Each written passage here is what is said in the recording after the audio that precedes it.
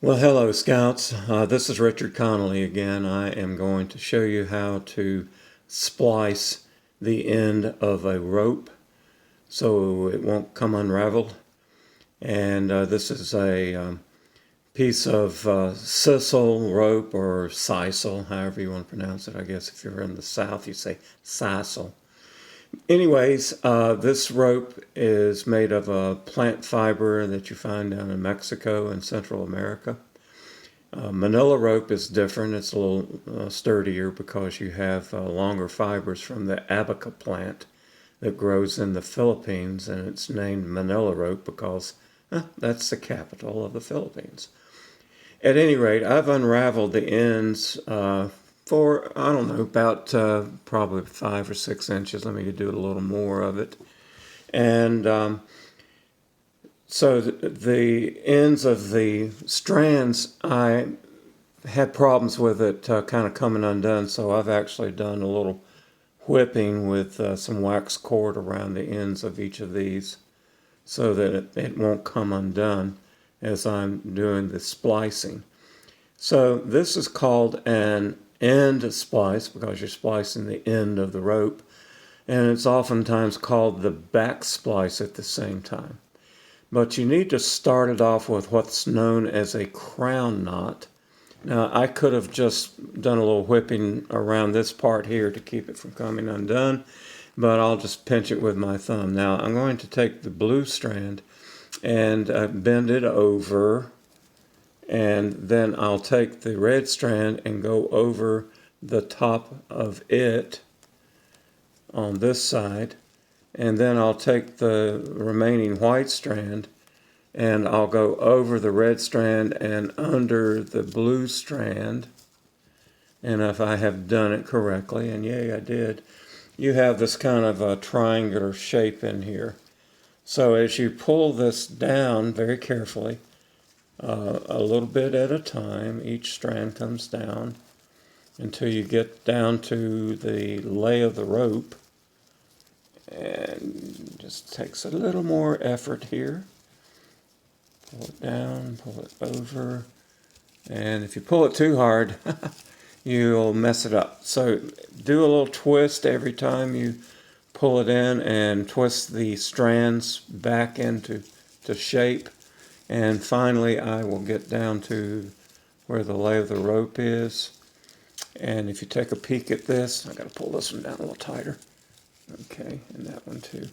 So if you take a peek at the top of that, it's the over-under appearance there. And to the British sailors, well, this looked like the crown of the queen or king.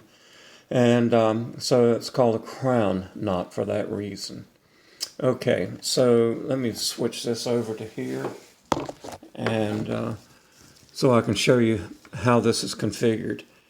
Now, where this went under this strand in the lay of the rope, it has to go over the next one, and you're going in this direction against the lay of the rope.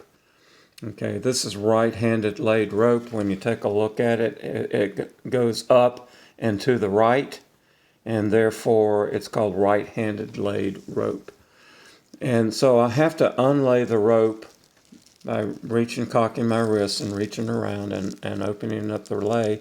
And so this blue strand goes over the one it's in contact with here, but then it goes under the next strand in the lay of the rope. So I'll just pull it through, push it through with my thumb, and then I'll twist it. Now I'll move over to the red one, and the red one is in contact right here, which is the same strand that the blue rope or blue strand went under. So I'll go over the top of it, and then I'll take a look at this strand, which is the next one, and I'll unlay that and poke it through with my thumb and pull it through. Don't try to poke it through with the end of the strand. It'll get all frayed and messed up. All right, and so that leaves one more. And since this red strand, I'm going to give it a good twist here, this red strand went under this one, then that means that this strand has to go over that one and under the next one in the lay of the rope. Well, there doesn't happen to be anything under that one. So it goes over and under. And this sets the pattern that we're going to use for the rest of the lay, of the back splice. Okay, so then I'll go back over here where the red one is. And I'll go over the top of this because that's the one it wants to go over, and under the adjacent one. Alrighty, well, the phone rang there for a minute, so I have to go back to square one almost. So now I've gotten back around to the blue strand, and once again it is going to have to go across this strand, which is part of the lay of the rope, and under the next one.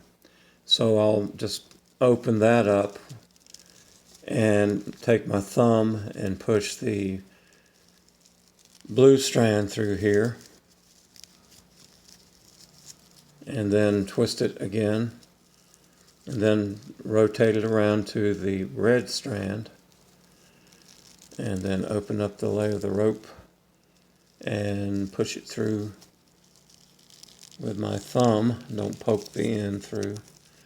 And keep in mind you're going against the lay of the rope in this direction. And give it a twist, tighten it up, and then this white one is the last one, and so it only has one place to go, and it's right here. Alright, and so you can speed things up a little bit. You get a little rhythm going here. You do push it through, do a twist, and then go back over here and take a look at the blue strand, and just go over and under. So basically what splicing is just weaving the ends of the rope into the lay of the rope, the strands. And there you go. I think that's going to be about all I can get in with all of this. So when you're done with it, then you can just take it in between the palms of your hand, or even enroll it like that, foot or hand, and there it is.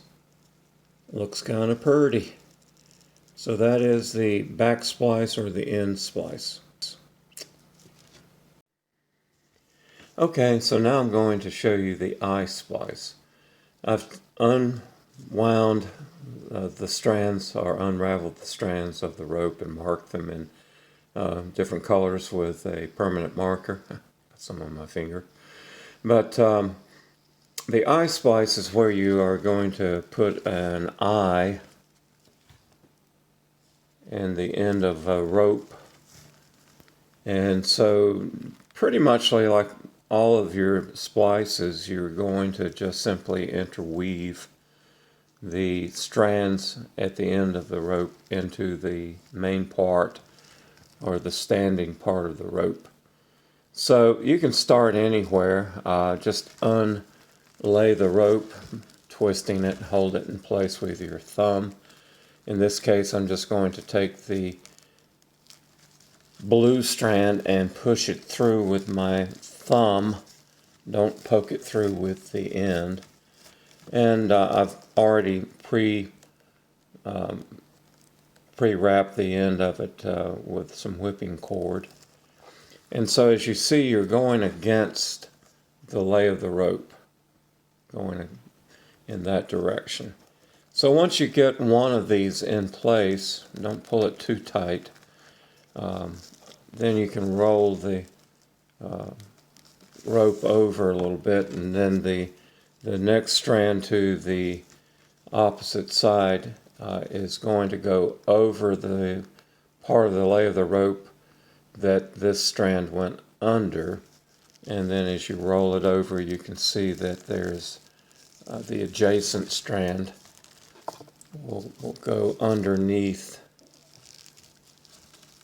Hard to see. And you just push it through with your thumb and then pull it through. Okay.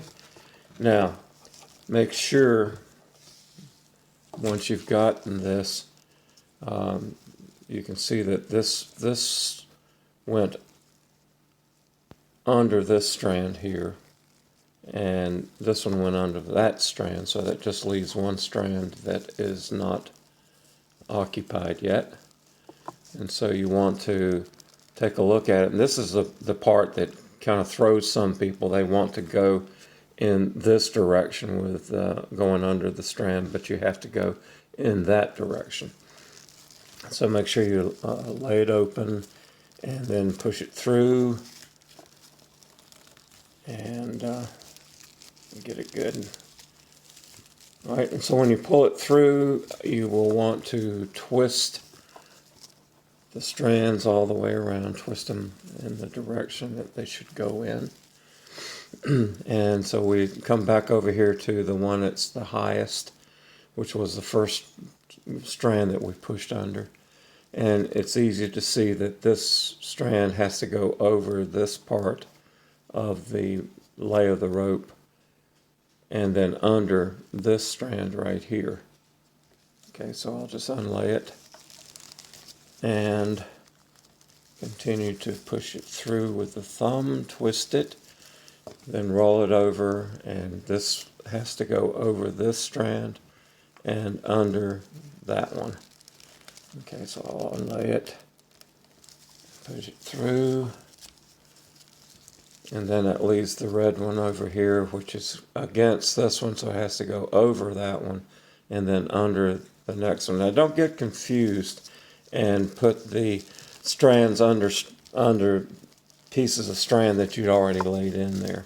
Just make sure it's a good part of the rope here. So back to the blue, unlay it, push it through, go back to the white, unlay it, it goes over this piece and under that piece.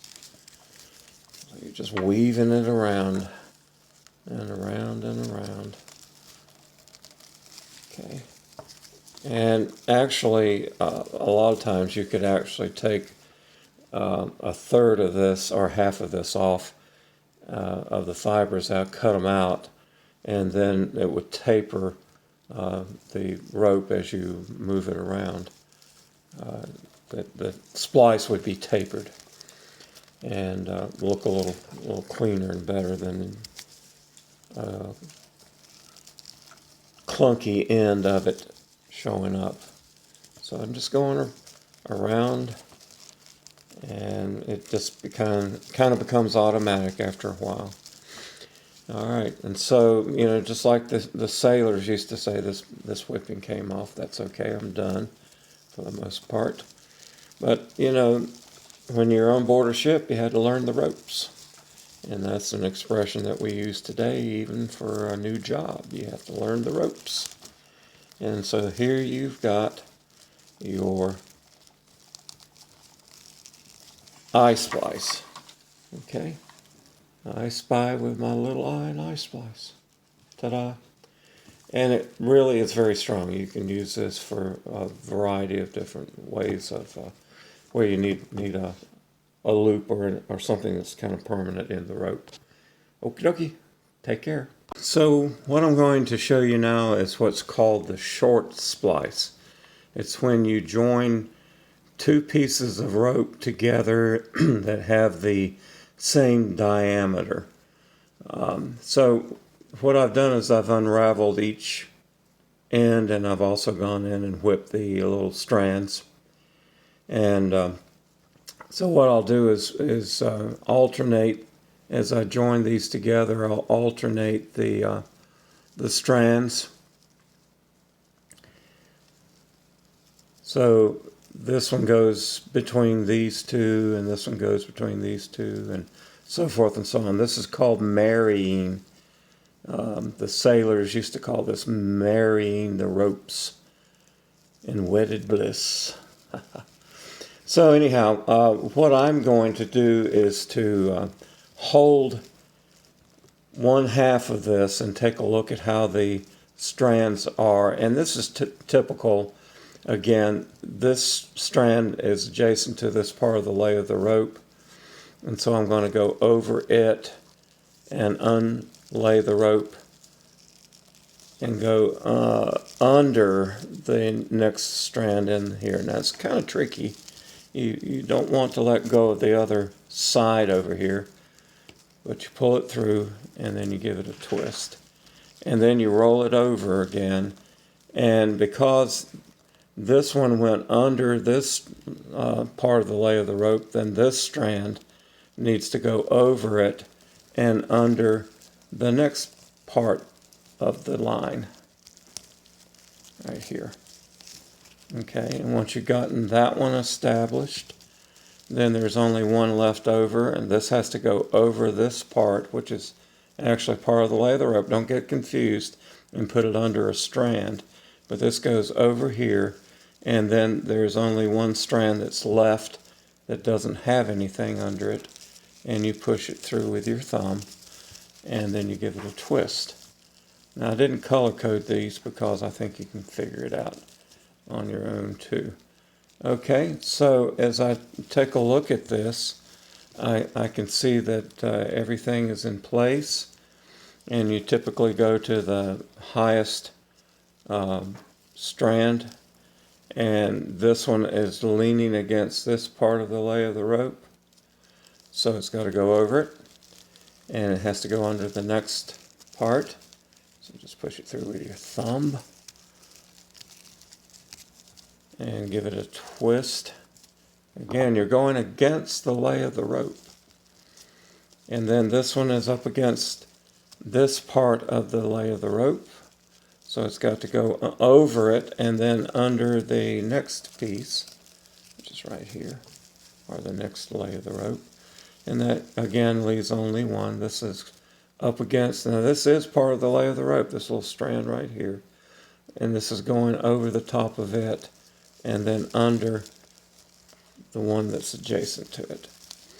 And so just keep twisting these, and then I can go to the next one, and it's got to go over this one and under the one next to it, and then you roll it over, and this is probably needs to be pulled in a little tighter. Okay, and then this can go over and under and over and under. All right, so that's half of it. Now I'll just flip the rope over and work it from this side. And so you just flip it over and continue in the opposite direction to splice the rope together, and here it is. It's a short splice, very strong, and it doesn't weaken the rope when you join it together like a knot will. Okay, that is your short splice. Ta-da!